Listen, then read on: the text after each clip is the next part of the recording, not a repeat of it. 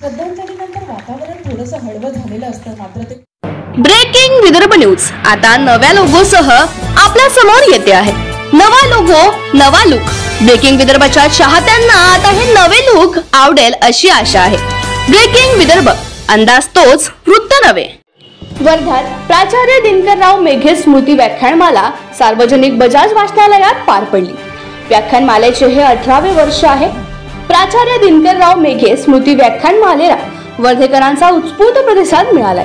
गेल्या 18 वर्षापासून सुरू असलेली ही व्याख्यानमाला वर्धाच्या बौद्धिक आणि सामाजिक परंपरेचा भाग बनली आहे। वरिष्ठ पत्रकार निरंजन टकले यांनी आपल्या व्याख्यानातून 18वे पुष्प गुंफले आहे। भारतीय लोकशाही व सध्या स्थितीतील जन आंदोलनापुढील आव्हाने या विषयावर निरंजन टकले यांचे व्याख्यान झाले।